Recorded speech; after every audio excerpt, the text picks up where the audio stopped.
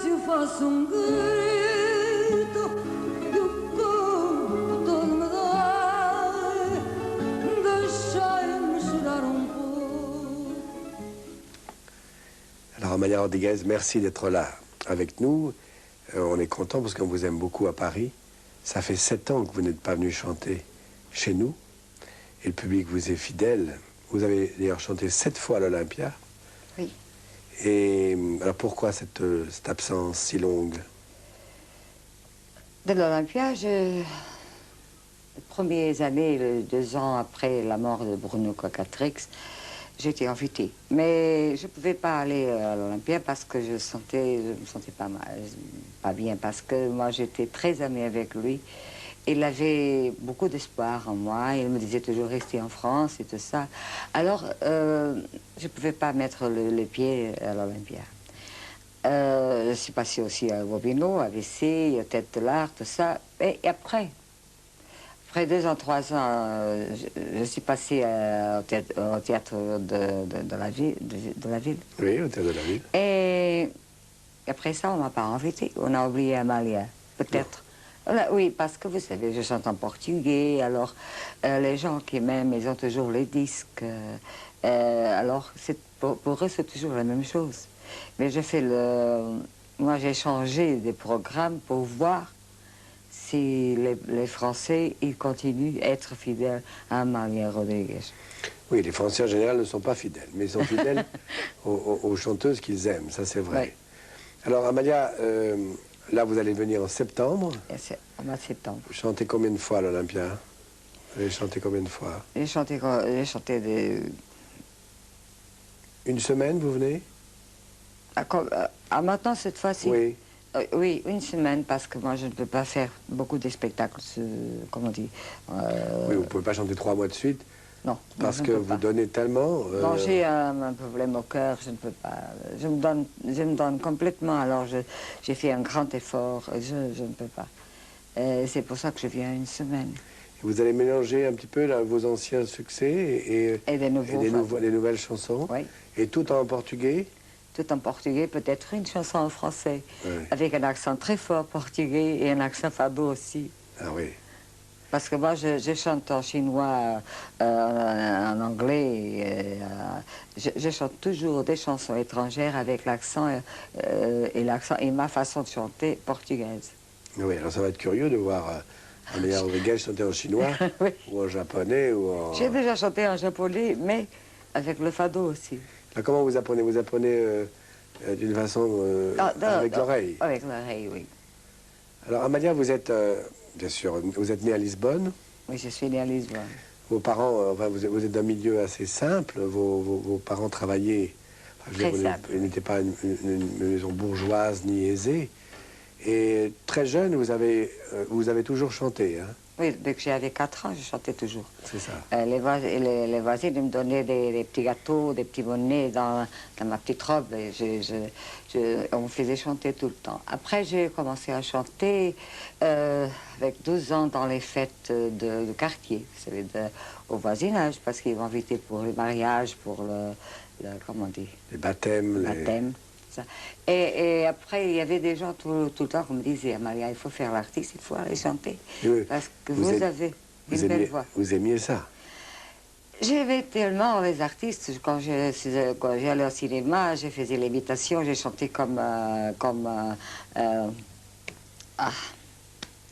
Carlos Gardel, un chanteur qui chantait le Marinella. Ah oui, comme Tino Rossi, quoi. Oui. Je chantais comme Tino Rossi, je faisais l'imitation, tout ça. J'ai chanté des tangos, tout. Et après, les gens, ils m'ont poussé à être artiste. Et je suis là depuis ce temps. C'est votre frère qui... J'ai un frère qui jouait le boxe. Et qui vous a beaucoup aidé à faire la chanson, oui, à me pousser. Parce dans le côté professionnel. Oui, parce que la famille, vous savez, pour chanter le fado à cette époque-là, c'était pas beau. C'était pas pour une femme. Ah oui. Alors... c'était mon frère qui était un peu plus courageux, moins sévère pour moi, un peu plus généreux et qui vous a aidé à passer un concours que vous avez gagné quand vous aviez 15 ans ou 16 ans. J'avais 17 ans. Oui. Et puis là, vous avez chanté comment? Dans des on m'a demandé de m'engager dans un endroit où chanter le fado, et c'était en 1940. Déjà, quand je suis engagée dans une... et depuis ce jour-là, il me demandait partout, dans toute Lisbonne, il voulait un contrat avec moi. Alors, c'était très facile. J'ai travaillé beaucoup avant d'être chanteuse, mais après, c'était tellement facile. Je n'ai rien fait pour devenir Amalia Rodriguez. Et tout de suite, vous aviez votre robe noire Oui, et votre châle noir. oui, Et c'est resté toujours toujours. le même costume de scène que vous avez encore aujourd'hui. Parce que le châle, c'est une tradition, le châle noir. Mais alors, la couleur noire de la robe, c'était moi, parce que je suis très timide. Au moins, avec le noir, j'étais un peu plus à l'aise. Vous avez l'impression qu'on vous voyait un peu moins. Oui. Mais c'est vrai que vous êtes très timide. Waouh, c'est une maladie. Quand on voit la liste de tout ce que vous avez, toutes les tournées que vous avez faites, on s'aperçoit que vous avez été dans le monde entier, au Japon, partout, en Amérique, en Angleterre, en Allemagne, en Italie, partout. J'ai chanté dans les plus grands endroits, le plus grand théâtre du monde, Lincoln Center, Carnegie Hall, Palladium.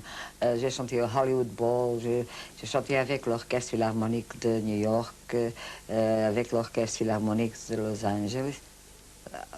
Comment vous dites Los Angeles? Comme vous, Comme moi. Los Angeles. Los Angeles. Ne comptez pas sur moi pour vous apprendre l'anglais. Oui.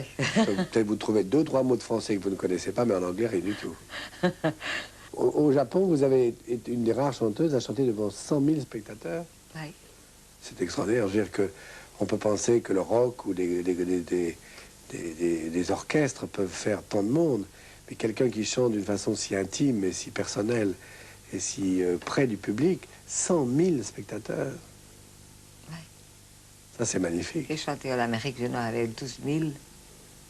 C'est formidable. C'est... Grâce à Dieu, j'ai eu de la chance. Et au Portugal, vous êtes comment on appelle ça, la chouchoute, la diva, le public vous aime. Le Portugal, c'est une chose très difficile à expliquer et à dire parce que je chante depuis 44 ans au Portugal et même si je chante mal, ils m'aiment beaucoup. J'arrive sur scène, alors je fais partie de la famille du Portugais. Vous savez, je suis un peu le persil du Portugal, comme la sardine, comme les gens, ils m'aiment beaucoup. Alors Amalia, je me souviens qu'une amie, quelqu'un qui vous aimait beaucoup, m'a dit la seule chanteuse dont je suis jalouse, c'est Amalia Rodriguez et c'était Edith Piaf. Elle était très artiste et très gentille aussi. Nous étions beaucoup... nous avons vécu à New York toutes les deux, quand elle était fiancée avec Jack Pils. Je suis allée à son mariage. Alors, elle venait toutes les soirées écouter son fiancé. Et alors, elle avait moi qui chantais là-bas, alors elle m'écoutait à moi aussi. Et elle m'a dit toujours, Amalia, si vous voulez aller à Paris, dites-me-le. Je fais venir à Paris parce que vous avez une très belle voix. Mais je ne serais pas capable d'écrire un mot à Piaf en disant, je veux aller à Paris. Mm. Tous les artistes, ils rêvent de venir à Paris. Mais moi, je ne pouvais pas le faire. Je suis tellement timide que je ne peux pas écrire à Edith Piaf en disant, je veux aller à Paris. Mais elle était très amie, et moi, je l'admirais beaucoup. Et je crois qu'elle était aussi gentille de dire ça. Je suis très fière. Ah, maintenant, vous n'avez pas écrit à Edith Piaf, mais nous, on vous a demandé de venir à Paris. Oui. Et on se réjouit d'aller vous applaudir au mois de septembre. Merci beaucoup. Merci à vous. Merci.